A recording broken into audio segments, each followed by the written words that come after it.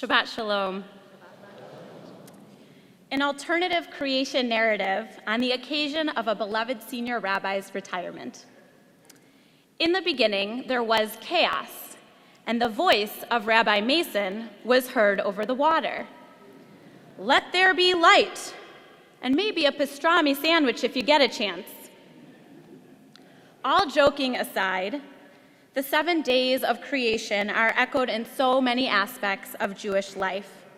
As you, Rabbi Mason, are about to enter into a new phase of your life, I want to take this opportunity to reflect back to you the 7 rabbinic lessons that I have learned from you that led and inspired me on my path to become a rabbi. 7 lessons you have brought to our congregation to inspire, to lead, and allow us to grow. 1, B'Tselem Elohim, in the image of God. 6 years ago, when I left Rabbi Mason's office to head to LA to interview at the Hebrew Union College, I asked if he had any last-minute advice on how to prepare for the interview. I thought he would share some inside secrets from the admissions committee, or maybe some sage rabbinic advice. He told me, just be you. It turned out that these 3 simple words were exactly the sage rabbinic advice I was looking for. Rabbi Mason doesn't just say these words, he embodies them. Ever watch him stand in the corner at services jamming on his guitar? In moments like these, Rabbi Mason shares with each of us his truest self. 2, Amor me'at ve'aseh harbe, say little and do much. A few months ago, after delivering my very first eulogy for my grandmother, I stood at the graveside in tears. Rabbi Mason walked over and put his arm around me, and we just stood there for several moments in silence. Perhaps more than anything anyone said to me during my time of grief, it was Rabbi Mason's presence, his embrace, that provided the most comfort. There are times when a quiet and reassuring presence speaks louder than words. Rabbi Mason has been there for all of us. He's held our hands, embraced us, sat beside us in silence as we cried. Indeed, when Rabbi Mason is in the room, you can just feel his love and care, even when he doesn't say a word.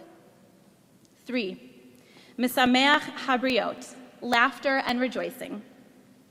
One of my very first memories of Rabbi Mason is from religious school tefillah. He stood up in front of all of his students, held out his tie, and told his infamous "it's a tie" joke. If you haven't heard the joke, ask him after services. I'm sure he'll love to tell you. I've probably heard it a dozen times.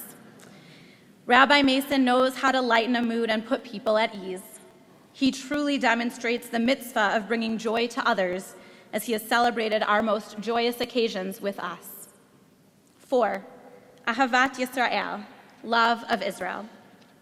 I've yet to travel to Israel with Rabbi Mason, but somehow every time I've been there, he's been there too. How many of you have become bar or bat mitzvah with a magnificent view facing the old city, or had falafel at Moshiko on Ben Yehuda Street with Rabbi Mason? For 18 years, Rabbi Mason has shared his love for Israel with each and every one of us. And I'm pretty certain that he sets the record for the rabbi who takes the most congregants to Israel each year. 5, Mikdash Me'at, a Jewish home. When I flew to Los Angeles for my HUC interview, Rabbi Mason insisted I not stay at a hotel. You will stay with Sarah and Josh. It was a command. I had only met Sarah once and never met Josh. Eventually, Sarah and Josh became my family there. Moving so far from home, Rabbi Mason made sure that I felt connected to family, even if it wasn't my own. To know Rabbi Mason means knowing the whole clan. Rabbi Mason is a family man. He and Patty truly model what it means to create a Jewish home. And so many of us here feel connected to Patty, to Danny and Sarah and Michael, and to Aaron and Josh and Carly, and we've all seen photos of those 5 gorgeous grandchildren. 6, Talmud Torah, teacher of Torah. When I interned at NSCI a few summers ago, one of the highlights was watching Rabbi Mason spend several hours each afternoon with B'nai Mitzvah students.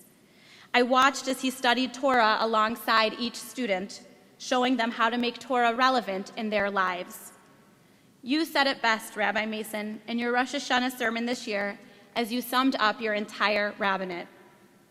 I am not a physician, I cannot prescribe. I'm not an attorney, so I cannot defend. I'm not a carpenter, so I cannot rebuild. I am neither a military strategist nor a security analyst, but I am a rabbi. And I open Torah in order to offer access to a worldview that works.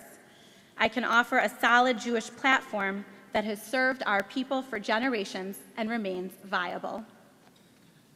7, tzimtzum, making room for others to be their best selves. This is actually how the story of creation begins, with God contracting God's self to make room for the rest of creation. During my summer at NSCI, Rabbi Mason handed over his weekly Torah study class on Mondays. He said to me, "The class is yours. Teach whatever you'd like." And he stepped back, making space for me to learn and grow. Through your leadership, Rabbi Mason, you too have consistently created space for others to share their ideas, their Torah, enabling them to lead. And you truly delight in the success and growth of others. The creation narrative may begin with tzimtzum, but it ends with rest. Rabbi Mason, now it is time for you to take a much-deserved rest, relishing in all that you have accomplished. But as you well know, the work of creation didn't cease after the 7th day. It continues each and every day. Though you step down from your leadership at NSCI, your rabbinate does not come to an end here. If I've learned anything from you, it's that to be a rabbi means to touch lives, to share the wisdom of our ancient tradition, and to give from the generosity of your heart. And on the 7th day, Rabbi Mason rested, and it was very good. Baruch atah Adonai, Eloheinu melech haolam, shehachianu v'kiyamanu v'higianu lazman hazeh.